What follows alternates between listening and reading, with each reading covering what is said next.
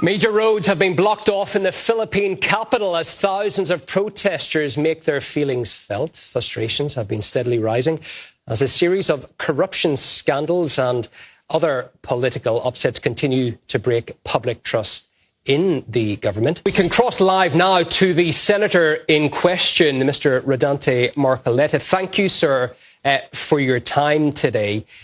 The government has accused you of accepting what it calls illegal campaign donations. What is your response to that charge? That's a fabricated charge. That is not true, because these are campaign donations allowed by our COMELEC or election laws. Why do you think this case has targeted you in particular? Because I am serious in being able to unearth the biggest corruption scandal in this country associated with our flood control projects. I used to hold the chairmanship of a Blue Room committee in the Senate, and I was tasked to do just that. And because there are so many culprits behind this scandal, they will do everything possible to stop me from succeeding in investigating this massive looting of our national treasury. And it appears even people who aren't necessarily supporters of yours are pointing out that they're saying, why is an official who is trying to discover corruption and graft in the country, why is he himself suddenly being targeted? Precisely. That is the point that we are trying to address. As I have told you, this is a fabricated charge. It is not even within the meaning and parameters of our plunder law. Our plunder law is about amassing ill-gotten wealth. It's a serious crime. It is not about, getting election financial supports from friends. This is not contemplated in our plunder law. That is why I am quite sure that this particular charge, if they will pursue it, will be junked by the court in due time. Can I ask you, do you feel as if in any way you could have been clearer with those donations, that maybe that would have cleared up the dispute before it happened? I did not get the question right.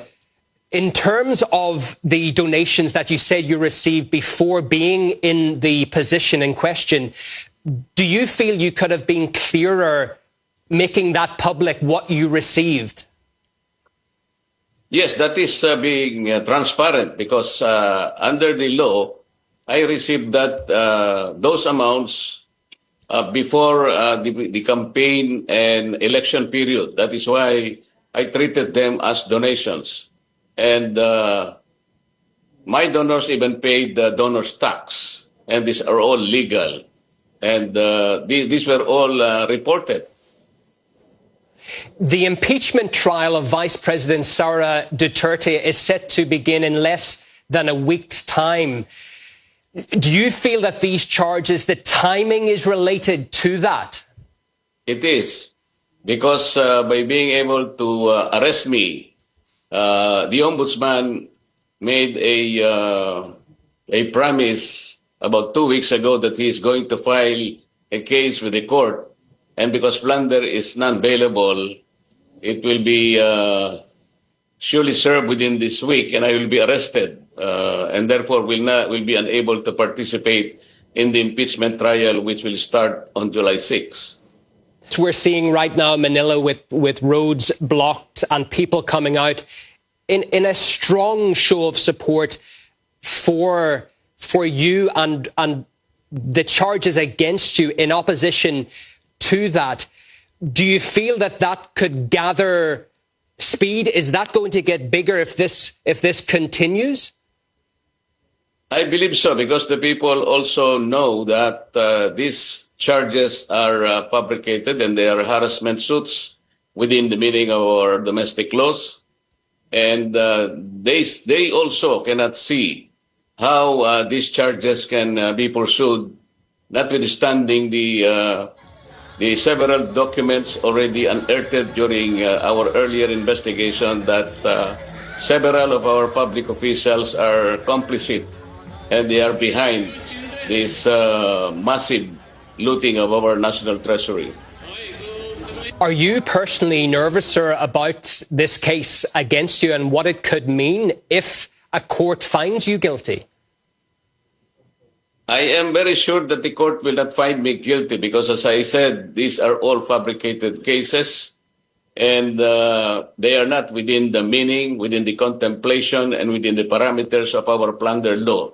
They are private funds and they have nothing to do with ill-gotten wealth. They have nothing to do with public funds, with public project or public contracts to which I am not responsible.